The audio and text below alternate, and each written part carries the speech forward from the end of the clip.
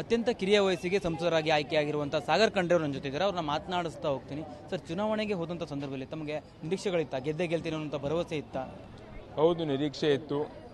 ನಮ್ಮ ಬೀದರ್ ಲೋಕಸಭಾ ಕ್ಷೇತ್ರದ ಜನತೆ ಬದಲಾವಣೆ ಬಯಸ್ತಾ ಇದ್ದರು. 10 ವರ್ಷದಲ್ಲಿ ಏನು BJPಯಿಂದ ಸಂಸದರಾಗಿದ್ದಾರೆ, ಅದರಲ್ಲಿ 4 ವರ್ಷ ಅವರು ಕೇಂದ್ರ ಸಚಿವರಾಗಿದ್ದರು.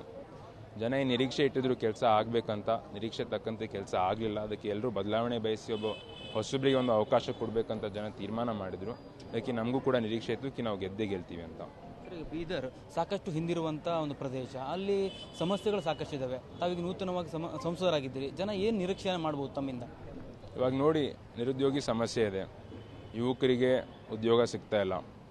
ಡಿಗ್ರಿ ಆಗಿದೆ ಆದರೆ ಎಷ್ಟೋ ಯುವಕರು ಬಂದು ಭೇಟಿ ಮಾಡ್ತಾರೆ, ನನ್ನ BCom BA BSc ಆಗಿದೆ, ನನಗೆ ಉದ್ಯೋಗ ಸಿಗ್ತಾ ಇಲ್ಲ ಅಂತ. ಅದಕ್ಕೆ ಯುವಕರಿಗೆ ಒಂದು ಸ್ಕಿಲ್ ಡೆವಲಪ್ಮೆಂಟ್ ಮಾಡಿಸಿ ಉದ್ಯೋಗ ಕೊಡಿಸೋ ನಾವು ಕೆಲಸ ಮಾಡ್ತೀವಿ. ರೈತರಿಗೆ ಇನ್ಶೂರೆನ್ಸ್ ಬರಬೇಕಾದ ಇನ್ಶೂರೆನ್ಸ್ ಕರೆಕ್ಟ್ ಟೈಮಿಗೆ ಬರ್ತಾ ಇಲ್ಲ. ಜಿಲ್ಲೆಯಲ್ಲಿ ಒಂದು ಯೂನಿವರ್ಸಲ್ ಸೋಂಪೋ ಕಂಪ್ನಿ ಅಂತ ಇದೆ ಫಸಲ್ ಬಿಮಾ ಯೋಜನಾ ಸ್ಕೀಮಲ್ಲಿ. ಆದರೆ ಅವರು ಬೆಳೆ ಹಾನಿ ಆದಮೇಲೆ ಹೆಲ್ಪ್ಲೈನ್ ನಂಬರೇ ಬಂದ್ ಮಾಡಿಬಿಡ್ತಾರೆ, ಕರೆಕ್ಟಾಗಿ ಇನ್ಶೂರೆನ್ಸೇ ಬರ್ತಾ ಇಲ್ಲ. ಅದಕ್ಕೆ ರೈತರು ಕೂಡ ಕಷ್ಟದಲ್ಲಿದ್ದಾರೆ. ಅವರಿಗೆ ಕರೆಕ್ಟ್ ಟೈಮಿಗೆ ಮತ್ತು ಕರೆಕ್ಟ್ ಅಮೌಂಟ್ ಇನ್ಶೂರೆನ್ಸ್ ಕೊಡಿಸೋ ಕೆಲಸ ನಾವು ಮಾಡ್ತೀವಿ.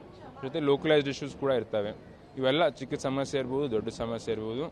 ನಮ್ಮ ಲೋಕಸಭಾ ಕ್ಷೇತ್ರದ ಜನತೆಯ ಧ್ವನಿಯಾಗಿ ನಾನು ಸಂಸತ್ನಲ್ಲಿ ಎತ್ತಿ ಅವ್ರು ಕೆಲಸ ಮಾಡ್ತೀನಿ, ಅವ್ರು ಸೇವೆ ಮಾಡ್ತೀನಿ ಅಂತ ನಾನು ಹೇಳೋದಕ್ಕೆ ಬಯಸ್ತೀನಿ. ಸಾಕಷ್ಟು ವಿಚಾರಗಳಲ್ಲಿ ಕನ್ನಡಿಗರ ಧ್ವನಿಯಾಗಿ ಸಂಸತ್ನಲ್ಲಿ ಯಾರೂ ಇಲ್ಲ ಅನ್ನುವಂಥ ಮಾತನ್ನು ನಿಮ್ಮ ಪಕ್ಷದವರು ಎತ್ತಾ ಇದ್ರು. ಈಗ ತಾವು ಸಂಸದರಾಗಿ ಆಯ್ಕೆ ಆಗಿದ್ದೀರಿ, ತಾವು ಗಟ್ಟಿಯಾಗಿ ಕನ್ನಡಿಗರ ಮತ್ತು ಕರ್ನಾಟಕದ ಅಸ್ಮಿತೆಯ ಬಗ್ಗೆ ಸಂಸತ್ನಲ್ಲಿ ಪ್ರತಿಧ್ವನಿಸ್ತೀರಾ ಅಂತ?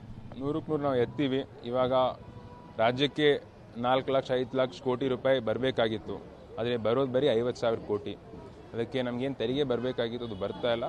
ಕನ್ನಡಿಗರ ಧ್ವನಿಯಾಗಿ ನಾನು ಸಂಸತ್ನಲ್ಲಿ ಎತ್ತಿ ಇನ್ನೂ ಜಾಸ್ತಿ ಅಭಿವೃದ್ಧಿ ಕೆಲಸ ಮಾಡಲಿಕ್ಕೆ ನಾವು ಕೆಲಸ ಮಾಡ್ತೀವಿ. ಎಲ್ಲರೂ ಒಗ್ಗಟ್ಟಾಗಿ ನಾವು ಕೆಲಸ ಮಾಡ್ತೀವಿ.